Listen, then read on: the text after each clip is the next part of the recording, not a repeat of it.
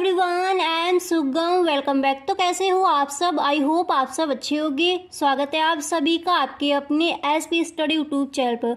तो गाइस, आज हम क्या लेके आए हैं? आज हम आपको बताएंगे कि ज्योग्राफी के जो भी आपके इंपॉर्टेंट क्वेश्चन है, यानी पूरा पेपर मैंने एक तरह से बना दिया है। ये क्वेश्चन आपको बहुत अच्छे से याद कर लेने हैं 2023 के बोर्ड एग्जाम के लिए। जो भी आपके इंपॉर्टेंट क्वेश्चन है, जो भी आपके बहुविकल्पीय प्रश्न है, वो सब मैंने इस वीडियो में दिया है। तो जैसा कि आपने कहा था, जो राजकुमार नाम का एक बच्चा है, उसने मुझसे कहा था कि मैम आप ज्योग्राफी के जो नोटिस है वो हम उनको पढ़ाएं, ठीक है। तो ये वीडियो उस बच्चे के लिए ही मैंने बनाई है। और गाइस, अगर आप इस वीडियो को देख रहे हो और आपको किसी भी सब्जेक्ट में कहीं पर भी कोई इशू आ रहा है, कहीं पर भी कोई प्रॉब्लम है, तो please tell me in the comment box. आपके लिए भी 1-2 घंटे ही लगेंगे और आपके लिए मैं वीडियो बना दूंगी। तो जो राजकुमार जो एक बच्चा था, उसने बोला था कि मैम ज्योग्राफी के उसको चाहिए जो इंपॉर्टेंट क्वेश्चन है। तो आज हम उस बच्चे के लिए, पर्सनल उस बच्चे के लिए इस वीडियो को मैंने बनाया है। और गाइस, अगर आप भी इस वीडियो को देख रही हो और आप भी 2023 के बोर्ड एग्जाम में इस बार आप भी पेपर देने जाओगे और इस बार आप भी टॉप करना चाहते हो, तो इस वीडियो को आपको पूरा देखना है, ओके। बिल्कुल भी वीडियो को आपको स्किप नहीं करना है। और अगर आपको किसी भी सब्जेक्ट में कहीं पर भी कोई दिक्कत आ रही, तो आप हमें कमेंट बॉक्स में ज़रूर बताएं। पर्सनल आपके लिए ही एक वीडियो मैं बना दूंगी। किसी भी सब्जेक्ट में आपको कहीं पर भी कोई दिक्कत हो तो please tell me in the comment box, okay. तो देखिए, सबसे पहला जो विकल्प है वो मैंने यहाँ पर लिया है कि निम्नलिखित में से कौन सा एक मानव भूगोल का उपगमन नहीं है, ठीक है। ये आपका प्रश्न दिया गया है और आपको इस तरह से 4 ऑप्शन दिए जाएंगे। एक यहाँ पर लिख दिया जाएगा, यहाँ पर, और इधर आपके लिख दिए जाएंगे। आपको 4 ऑप्शन दिए जाएंगे। तो आपको क्या करना है, जो आपका राइट आंसर है उसको आपको चूज करना है। तो यहाँ पर जो आपका राइट आंसर है वो क्या हो जाएगा? मात्रात्मक क्रांति। निम्नलिखित में से कौन सा एक मानव भूगोल का उपगमन नहीं है? तो कौन सा नहीं है?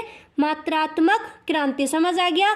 फिर देखिए, जो आपका नेक्स्ट प्रश्न है वो मैंने यहाँ पर लिया है कि निम्नलिखित में से किस महाद्वीप में वृद्धि सर्वाधिक है? तो किस महाद्वीप में? ये आपको भी पता है, अफ्रीका। इसका आंसर बहुत ही इजी, आपको भी पता है, अफ्रीका, ठीक है। फिर देखिए, जो आपका नेक्स्ट मैंने यहाँ पर प्रश्न रखा है वो आपका दिया गया है, निम्न में से किस प्रदेश में प्रलेखित प्राचीनतम नगरीय बस्ती रही है? तो कौन सा देश है वो?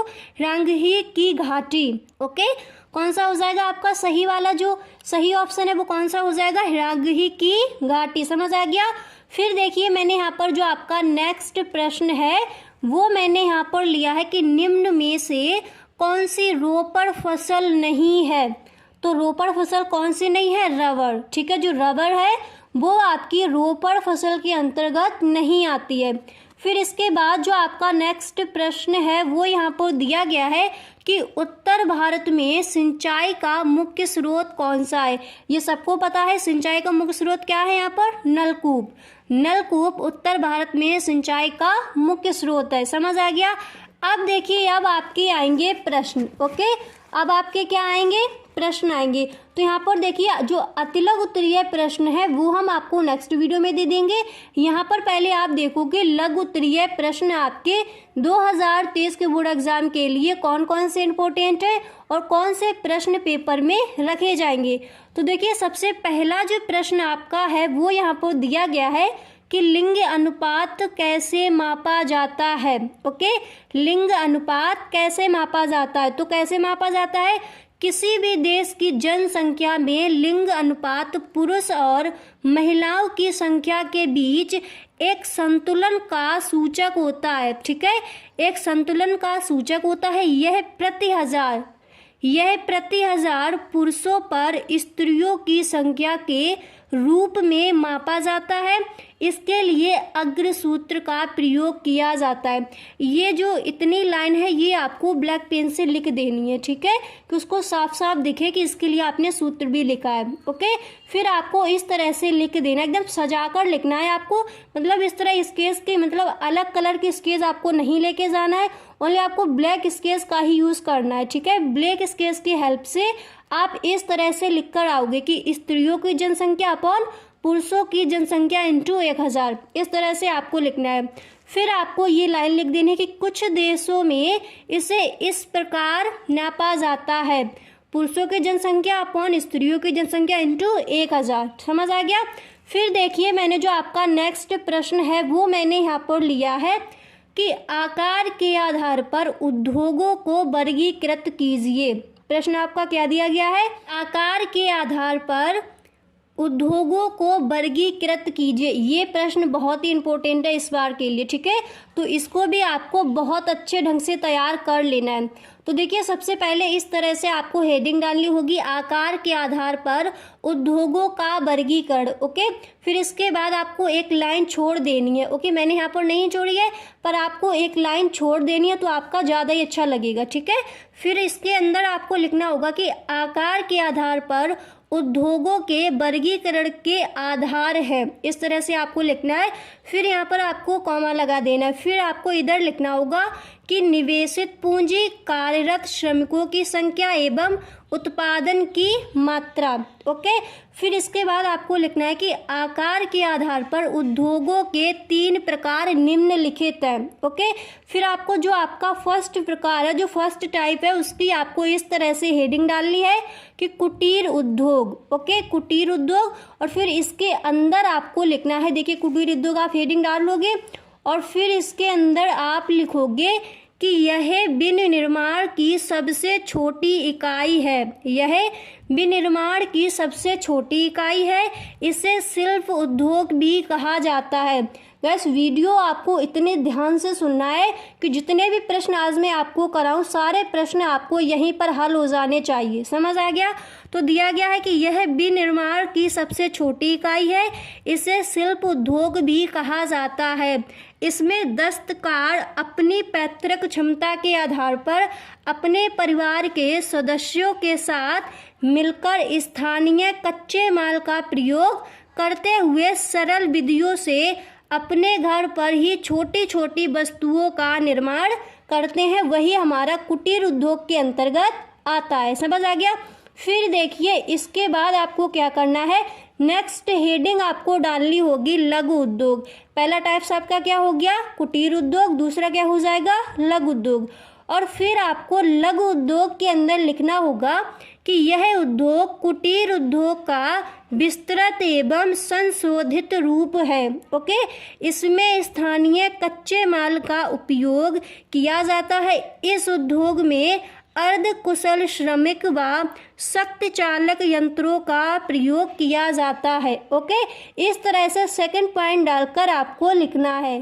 आपको नेक्स्ट पॉइंट डालना होगा, नेक्स्ट हेडिंग आपको डालनी होगी कि बड़े पैमाने के उद्योग। ओके, नेक्स्ट हेडिंग आपकी क्या पड़ेगी, बड़े पैमाने के उद्योग। और फिर इसके अंदर आप लिखोगे कि बड़े पैमाने के उद्योग की विशेषताएं हैं। ओके, फिर इस तरह से आपको डैश लगाना है। फिर इसमें आपको लिखना है विशाल बाजार, विभिन्न प्रकार का कच्चा माल, शक्ति साधन, कुशल श्रमिक, और क्या दिया गया है, विकसित प्रौद्योगिकी, अधिक उत्पादन एवं अधिक पूंजी। फिर आपको लिखना है कि वर्तमान में इन उद्योगों का विस्तार विश्व के सभी क्षेत्रों में है। ओके, ये आपको हेडिंग डालकर इतना आपको इसमें लिख देना है। ओके, फिर देखिए जो आपका नेक्स्ट प्रश्न है वो मैंने यहाँ पर रखा है कि निबल बोया क्षेत्र तथा सकल बोया क्षेत्र में अंतर स्पष्ट कीजिए। ओके, इस प्रश्न को आपको तैयार कर लेना है। तो इसका आंसर आप इस तरह से लिखोगे कि निबल बोया क्षेत्र वह भूमि है जिस पर फसलें उगाई व काटी जाती है। ठीक है, फिर इसके बाद आपको थोड़ा सा कॉमा लगा देना है। फिर आपको इसके आगे लिखना है कि वह निबल बोया गया क्षेत्र कहलाता है। ओके, फिर इसके बाद आपको लिखना है सकल बोया क्षेत्र। तो आप लिखोगे कि सकल बोया गया क्षेत्र, इसमें बोया गया शुद्ध क्षेत्र तथा शुद्ध क्षेत्र में जोड़ा गया वह क्षेत्र जिसमें किसी कृषि वर्ष अवधि में एक से अधिक बार फसलें उगाई जाती हैं, दोनों शामिल होते हैं, तो वो आपका क्या हो जाता है, सकल बोया क्षेत्र। समझ आ गया। फिर देखिए जो आपका नेक्स्ट प्रश्न मैंने यहाँ पर रखा है वो आपका दिया गया है कि ध्वनि प्रदूषण के कि ध्वनि प्रदूषण के 4 स्रोतों का उल्लेख करें। ये प्रश्न बहुत ही इंपॉर्टेंट है, जो आपका ये वाला दिया गया है कि ध्वनि प्रदूषण के 4 स्रोतों का उल्लेख करें। तो इसका आंसर आप इस तरह से दोगे। पहले आपको लिखना होगा कि ध्वनि प्रदूषण के 4 स्रोत इस प्रकार है। ओके, इतना आपको लिखना है और फिर आपको इस तरह से इसके जो 4 स्रोत है वो लिख देनी है। ठीक है, आपको इस तरह से इसे हाईलाइट नहीं करना है। ओके, सिंपल सा आपको लिख देना है कि टीवी, लाउड स्पीकर, रॉकेट, हवाई जहाज। ओके, फिर इसके बाद आपको नीचे थोड़ा सा लिख देना है कि ध्वनि प्रदूषण किसी भी प्रकार के अनुपयोगी ध्वनियों को कहते हैं जिससे मानव और जीव जंतुओं को परेशानी होती है। समझ आ गया। फिर देखिए जो आपका नेक्स्ट प्रश्न है ये बहुत ही इम्पोर्टेंट भी है कि मुक्त व्यापार क्या है। आपका प्रश्न यहाँ पर क्या दिया गया है कि मुक्त व्यापार क्या है। तो देखो मुक्त व्यापार क्या है, मुक्त व्यापार हम किसे कहेंगे। ठीक है, तो देखो इसका आंसर हो जाएगा कि विश्व के 2 राष्ट्रों के बीच व्यापार को और उदार बनाने के लिए मुक्त व्यापार संधि की जाती है। इसके तहत एक दूसरे के यहाँ से आयात निर्यात होने वाली वस्तुओं पर सीमा शुल्क, सब्सिडी, नियामक कानून, कोटा और कर को सरल बनाया जाता है। इस संधि से 2 देशों में उत्पादन लागत बाकी के देशों की तुलना में काफ़ी सस्ती होती है, तो उसी को हम कहेंगे मुक्त व्यापार। समझ आ गया। देखिए जो आपका नेक्स्ट प्रश्न है वो मैंने यहाँ पर लिया है कि जन्म और मृत्यु दर में अंतर स्पष्ट कीजिए। ठीक है, तो आपको क्या करना है, ब्लैक स्केच की हेल्प से आपको इस तरह से डालना है कि जन्म दर और मृत्यु दर में अंतर। ओके, आपको ब्लैक स्केच का यूज़ करना है, रेड आपको नहीं लेके जाना है। ठीक है, नहीं तो आपके मार्क्स कट जाएंगे। इस तरह से आपको लिखना है और फिर इसके अंदर आपको लिखना होगा कि जन्म दर को अशोधित जन्म दर के रूप में व्यक्त किया जाता है जिसे 1 वर्ष के दौरान क्षेत्र की प्रति 1000 जनसंख्या पर शिशुओं के जीवित जन्म की संख्या के रूप में व्यक्त किया जाता है। ओके, फिर आप लिखोगे जबकि मृत्यु दर को अशोधित मृत्यु दर के रूप में व्यक्त किया जाता है जिसे 1 वर्ष के दौरान क्षेत्र की प्रति 1000 जनसंख्या की मृत्यु की संख्या के रूप में व्यक्त किया जाता है। इस तरह से आप लिखोगे। फिर आपको ये लाइन लिख देनी है कि जन्म दर एक क्षेत्र की जनसंख्या को बढ़ाती है जबकि मृत्यु दर एक क्षेत्र की जनसंख्या को कम करती है। समझ आ गया। इस तरह से आप लिखोगे। फिर देखिए जो आपका नेक्स्ट प्रश्न है वो यहाँ पर दिया गया है कि भारत में घटते शिशु लिंगानुपात के 2 कारणों का उल्लेख कीजिए। ओके, तो 2 कारण आप इस तरह से बताओगे कि भारत में स्त्री लिंगानुपात घट रहा है, विशेष रूप से 0 से 6 आयु वर्ग के बच्चों के लिंग अनुपात के संबंध में यह बहुत ही अवांछनीय है। केरल जहां साक्षरता पर सर्वोच्च है के अलावा सभी राज्यों में बच्चों को लिंग अनुपात घटा है। पंजाब व हरियाणा जैसे विकसित राज्यों में ओके इस तरह से आपको लिखना है। समझ आ रहा है। विकसित राज्यों में यह सबसे अधिक चिंताजनक, प्रति 1000 बालकों पर 800 से भी कम बालिकाएं हैं। ओके, फिर इसके आगे आप लिखोगे लिंग निर्धारण की वैज्ञानिक विधियों का उपयोग व सामाजिक दृष्टिकोण प्रमुख कारक हैं। ओके, इस तरह से इसका आंसर आप लिखोगे। फिर देखिए जो आपका नेक्स्ट प्रश्न है वो मैंने यहाँ पर लिया है कि महाराष्ट्र के 4 प्रमुख सूती वस्त्र उद्योग केंद्रों के नाम लिखिए। ये तो बहुत ईजी है, आपको याद भी होंगे। तो इस तरह से आपको हेडिंग डालनी है ब्लैक स्केच की हेल्प से कि महाराष्ट्र में सूती वस्त्र उद्योग के केंद्रों के नाम। ओके, फिर ब्लैक कलर की स्केच से आपको इस तरह से लाइन कर देनी है। अगर आप उसी से लिखते हो तो आपको लाइन नहीं करनी है। अगर आप ब्लैक पेन की हेल्प से लिख रहे हो तो फिर आपको क्या करना है, स्केच की हेल्प से आपको नीचे लाइन कर देनी है। समझ आ गया। फिर देखिए आपको पॉइंट बाय पॉइंट लिख देना है। पहला है मुंबई, सोलापुर, अकोला, अरावली। फिर आपको एक लाइन लिख देनी कि इत्यादि सूती वस्त्र उद्योग के केंद्र हैं। समझ आ गया। इसके बाद देखिए जो आपका नेक्स्ट प्रश्न है वो मैंने यहाँ पर लिया है कि संचार से आप क्या समझते हैं। संचार से आप क्या समझते हैं? तो देखो इसका आंसर क्या हो जाएगा, तो इसका उत्तर आप इस तरह से दोगे कि जब हम किसी भाव या विचार अथवा जानकारी को दूसरों तक पहुंचाते हैं और यह प्रक्रिया सामूहिक पैमाने पर होती है तो इसे संचार कहते हैं। बहुत ही इजी भाषा में मैंने आपको बता दिया है, बहुत ही इजी लैंग्वेज है, उसमें मैंने आपको बताया है कि जब हम किसी भाव या विचार अथवा जानकारी को दूसरों तक पहुंचाते हैं और यह प्रक्रिया सामूहिक पैमाने पर होती है तो इसे संचार कहते हैं। ठीक है, इसका अर्थ है किसी सूचना या जानकारी को दूसरे तक पहुंचाना। ओके, फिर आपको यहाँ पर देखिए एक लाइन लिख देनी होगी कि संचार का अर्थ एक दूसरे को जानना, संबंध बनाना, सूचनाओं का आदान प्रदान करना होता है। समझ आ गया? फिर देखिए जो आपका यहाँ पर नेक्स्ट प्रश्न है वो दिया गया है कि मानव विकास के 2 मूलभूत क्षेत्र कौन से हैं। ठीक है, तो इसका आंसर हो जाएगा कि मानव विकास के 3 मूलभूत क्षेत्र हैं, स्वास्थ्य, शिक्षा और संसाधन तक पहुंच। ठीक है, फिर इसके अंदर आप लिखोगे इन तीनों क्षेत्रों में लोगों की क्षमताओं के विकास से लोगों के विकल्पों में वृद्धि होती है जिससे मानव का विकास होता है। फिर आपको नेक्स्ट लाइन यहाँ पर लिखनी होगी कि स्वास्थ्य का मूल्यांकन जन्म के समय जीवन प्रत्याशा है।